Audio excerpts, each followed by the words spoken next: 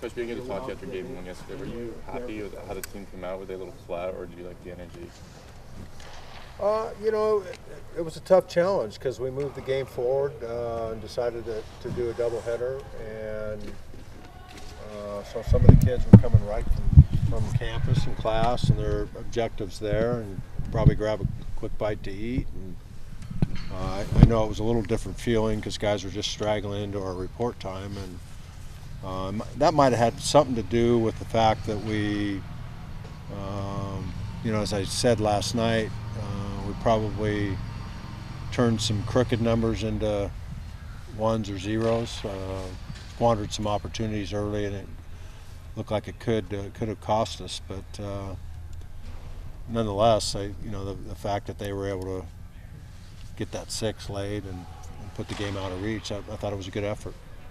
What do you think of Ohio State? Looks like 7-3 and kind of played a bunch of tournaments, kind of a bunch of different teams they played so far. Yeah, I haven't done a whole lot of research on them yet. I know we had 3 very competitive games with them last year. We never even saw their All-American stopper because of the type of games. They never had a lead. Mm-hmm. But I expected to see him, and I saw his numbers. They were spectacular.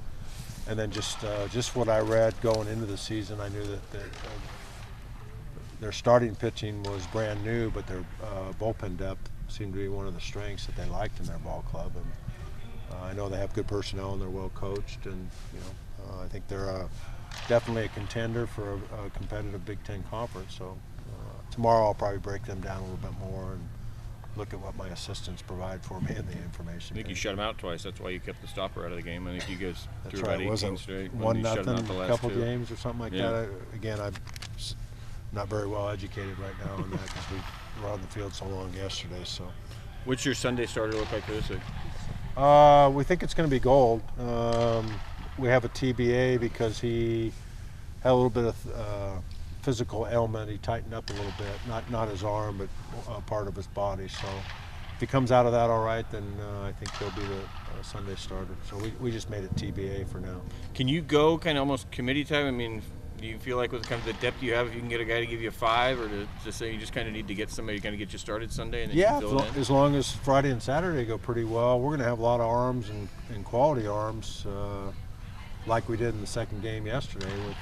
We had Nogasek was ready, and he's been throwing the ball extremely well, and of course Clevenger and Reed. If we can get through Friday and Saturday and get some innings out of Tommy and Matt Crook, then we've got a lot of good choices out of the bullpen. And that's always a tough one because you don't want to panic on the guy that's starting, and every time he gets a guy on base, you got a guy up and down and all that stuff, and you want to give him a chance to pitch through it, I guess would be the best way to say it. But when you have those type of arms and that kind of bullpen, then it kind of it makes you be a little more impatient than you should be, I guess, sometimes. What has Gold shown you in the last few starts? Well, he's gotten the job done, whether it's not Cal State, I read some of the paper today, and it wasn't against the likes of Cal State Fullerton, but he can only do what he can do. And when you put up zeros, and I thought he started the game a little bit crummy at a 0-2 count and walked the guy and ended up costing him. And then at the end of the day, this body of work was pretty good. Same thing against Portland, where he had one blow-up inning where they hit the ball extremely hard and got 3 runs, but other than that, they didn't get a hit. So, and that's kind of been Jeff.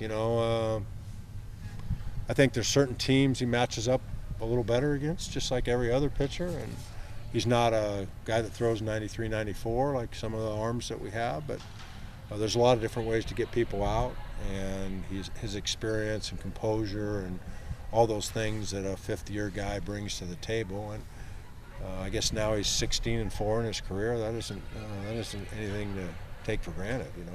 He's created the opportunity that he almost needs to pitch himself out of the weekend rotation. With the experience he's got, I mean, he just figured out how to get guys out with the stuff he has. Yeah, and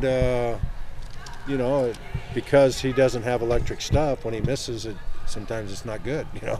But he doesn't miss as much as some of the other guys. So that's called pitching, and he's really good at it. And I guess what I'd like to say is if somebody were to earn that over him, that means they're doing something pretty awfully good. And we've kind of thrown out Spencer, who's been inconsistent, and Porter Clayton walked 5 guys and didn't have command of the strike zone. And I'd rather get beat in the strike zone than out of the strike zone. And Jeff's going to be in the strike zone. Think you'll have Heineman this weekend? He took some swings yesterday. I'd say it's probably 50-50, Rob, to be honest with you. For a guy that's as quirky as Jeff is kind of off the field, he seems to set a very high bar for himself. You know, on I think every interview we've had with him afterwards, he's always been slightly disappointed in his performance and saying, like, this is what I could do better. Does that confidence he has in his ability and that bar he sets, does that help him a lot on there? Yeah, very confident kid and very unusual kid. You know, he's very cerebral, almost remembers probably too much about every pitch that he throws, and more than his coach does, I can tell you that much. And I think that serves him well.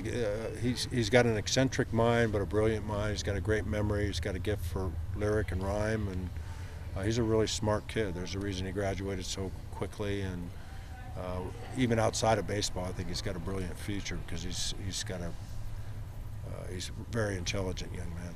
What's your leash on Thorpe in the one spot? Would you think about switching him and Cook? Yeah, he better get on it. You know, Tommy's not ingrained there, and I don't know if we have anybody that right now that we think could be better, but Tommy's got off to a slow start. He knows it. We know it.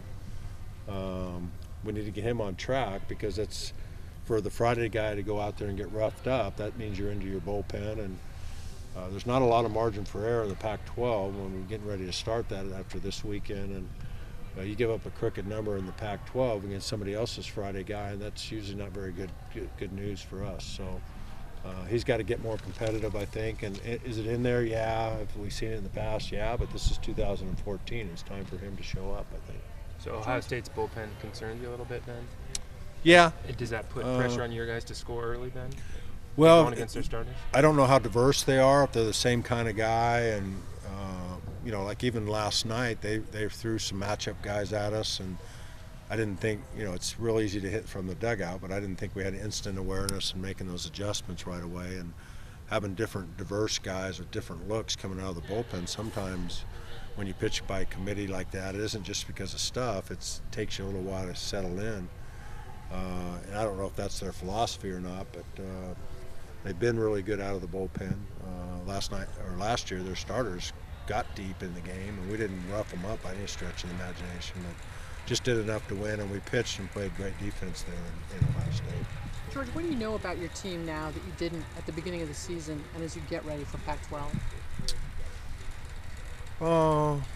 I guess now that we see guys with their real uniforms on and how they're performing, I think it's a relaxing thing for me that some of the strengths of the team didn't go away. You know, that's critical.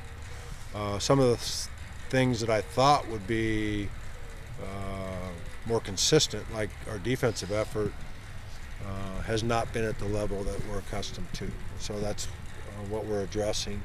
And that some of that might be newness, immaturity. We're playing a freshman most frequently now at shortstop, and of course freshmen make mistakes when they're playing in the middle of the diamond when you compare them to J.J. Altobelli.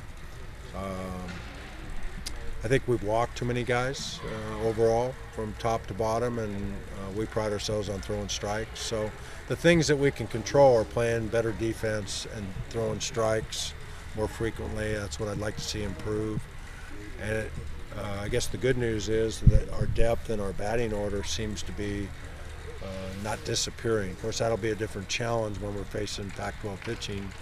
But I like the continuity to our offense and the way Coach Waz is running it. And I think there's a lot of guys, you know, the RBI and runs scored, the production guys are spread out where it isn't just Healy, you know, and that's a good thing, I believe. Going Are to you short. satisfied with the way the team bounced back after the weekend? Yeah. All they could do is win 2 games, and you know, you'd like to say, oh, we beat them 10-0 or whatever the case is, but it's hard to play 18 innings. You know, the kids are going to school. They had 1 day off of a hard-fought weekend. It's one of the things I'm going to tell them when I see them today. And in our debrief, as we call it, I was a little critical of the strike, you know, some of the stuff that went sideways. And then when my head hit the pillow last night, I'm like, well, you know, kind of palms up in myself. What am I talking about? We bounced back from a very difficult weekend. We haven't been able to sweep Seattle, even with our 2 good clubs the last 2 years. And we're able to sustain 18 innings and finish strong and win the 7th, 8th, and 9th, then what does Coach Horton want? So at shortstop, you've been going with Mark the past 2 games. Is he going to be the guy this weekend, or is he still kind of flip-flopping? I think it's back and forth. Right now, Mark's been given the nod simply because Minharas hasn't brought much to the table offensively, and there's been some plays that I know have frustrated us that Minharas probably should have made, and didn't. So we got a talented freshman that might bring more to the table than many as we call them. So I would suspect Karaviotis, unless he does something crazy, will start this weekend, and hopefully every game that goes by will be more and more seasoned and experienced and not have some bobbles, so to speak. Can we expect him getting pinch hit for in the 6th and 7th inning, kind of like it's been? No, not really, because he's actually been. It's one of the reasons he got inserted. Has been a guy that we've gone to off the bench, and he's one of our. He would be, if he's not starting, one of our key guys off the bench. So Karaviotis has a very big upside. I think he's got a chance to be pretty good down the road. Of course, he was drafted, and we were very high on him, and so hopefully he'll continue to get better and better each and every game. What's the drop-off level in terms of the opponents pitching from the Fulton series to Seattle? I mean, you guys turned the bats around a lot yesterday, obviously, but is that more reason because of lower-level opponent, or were you guys actually seeing the ball better? Well, the guy Moore was their Friday guy essentially. He started Thursday against BYU because BYU plays Thursday, Friday, Saturday. I wouldn't compare Moore to Eshelman or Garza. But he is Seattle's best guy. My normal answer to you would be it's midweek pitching, so it's not the same for anybody. But Moore was not a midweek starter for some reason because he had a bad start Thursday. They brought him back Tuesday, and he struggled, quite frankly. I don't know how many pickoffs attempts he had in the first about 12. But yeah, there was a lot of them, and he was seemed like more concerned with our running game than throwing strikes. And I thought we got ourselves out sometimes against him. I thought it could have been a better offensive effort. But to answer your question,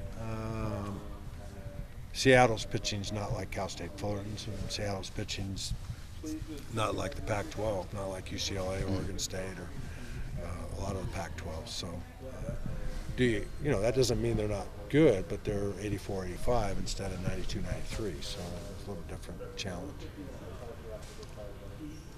That's good. Okay, thanks, guys.